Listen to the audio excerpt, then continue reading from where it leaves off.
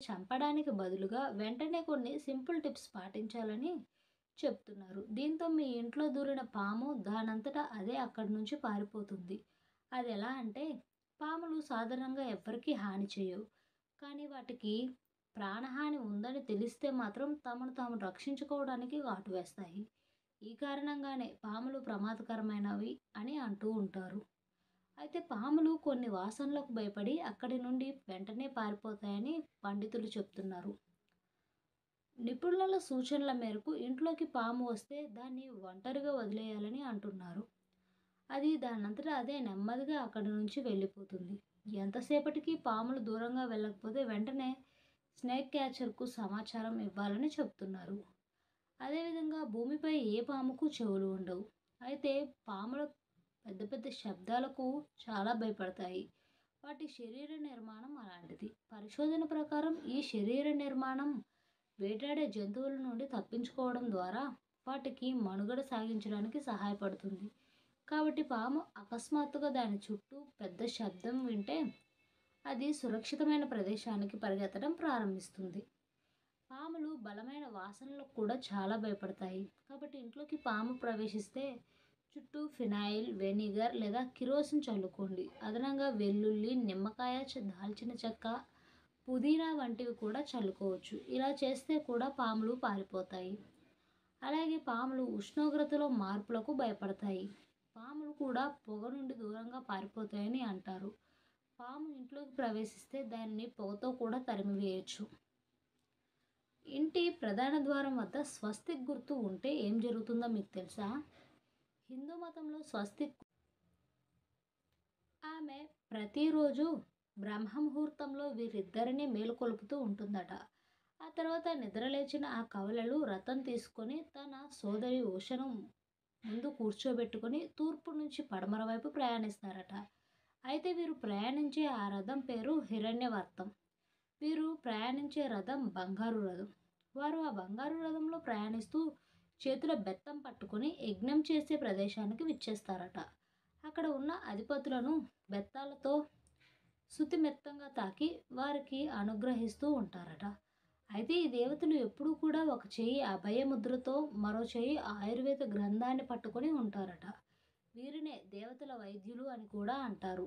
అయితే ఈ దేవతలు ఒక ప్రత్యేకమైన సమయంలో భూలోకం మొత్తం సంచరిస్తూ ఉంటారట. ఈ సమయంలో ఏ కోరిక కోరినా కూడా నెరవేరుతుందట. ఇక తథాస్తు దేవతలు సూర్య సమయానికి 24 నిమిషాల ముందు తిరుగుతూ ఉంటారట. అలాంటి సమయంలో ఓం శ్రీ అశ్వినియే నమః అనే మంత్రాన్ని జపించి మనసులో కోరిక కోరుకోవడం వల్ల అనుకున్నవి జరిగి మన కోరిక జరిగేలా తథాస్తు దేవతలు నెరవేరుస్తారట. మీ ఇంట్లోకి పాము వస్తే భయపడకండి. ఈ చిట్కాలను పాటిస్తే సరే క్షణాల్లో పారిపోతుంది. మన దేశంలో పాములని మతపరంగా పూజిస్తారు. నాగపంచమి రోజున పాములకు పాలు పోసి పూజిస్తారు. కానీ ఎటువంటి పాములంటే భయపడతారు కూడా. అంత దూరంలో పాము ఉందని తెలిస్తే చాలు ప్రాణభయంతో పరుగులు తీస్తారు. కానీ ఇక్కడ మనం తెలుసుకోవాల్సిన విషయం ఏంటంటే, మనం పాములకు ఎంత భయపడతామో అవి కూడా మనుషులకు అంతే భయపడతాయని జంతుశాస్త్ర నిపుణులు చెప్తున్నారు. పాములు కొన్ని వాసనలకు చాలా భయపడతాయని చెప్తున్నారు. వాటి నుండి పాములు చాలా దూరంగా పారిపోతాయి. కాబట్టి హిందూ మతంలో స్వస్తిక్కు చాలా గొప్ప ప్రాముఖ్యత ఉంది. ఈ స్వస్తిక్ గుర్తుని చాలా సందర్భాల్లో అనేక శుభకార్యాల సమయంలో ఈ గుర్తును వేస్తూ ఉంటారు. నిజానికి ఈ స్వస్తిక్ ప్రాధాన్యతను గ్రంథాల్లో ప్రస్తావిస్తూ ఉంటారు. నిరంతరం ఏదైనా సమస్యతో పోరాడుతుంటే లేదా ఇంట్లో ప్రతికూల శక్తి ఉందని అనిపిస్తే దానిని తొలగించడానికి సులభమైన ప్రభావవంతమైన పరిష్కారాన్ని అవలంబించవచ్చని చెప్తున్నారు. కాగా వాస్తుశాస్త్రం ప్రకారం ఇంటి ప్రధాన ద్వారం వద్ద స్వస్తికి ఏర్పాటు చేయటం అదృష్టానికి చిహ్నంగా భావిస్తున్నారు. ఇంతకీ ప్రధాన ద్వారం వద్ద స్వస్తిక్ చిహ్నం ఉంటే ఏం జరుగుతుందో ఇప్పుడు మనం తెలుసుకుందాం. ప్రధాన ద్వారం మీద స్వస్తిక్ ఏర్పాటు చేయడానికి దాని మెటీరియల్పై ప్రత్యేక శ్రద్ధ వహించాలని చెప్తున్నారు. అయితే ఈ స్వస్తిక్ గుర్తు వేయడానికి ఎరుపు రంగు సింధూరాన్ని మాత్రమే ఉపయోగించాలని చెప్తున్నారు. ఎందుకంటే ఇది శుభం, శక్తికి చిహ్నంగా పరిగణించబడుతుందట.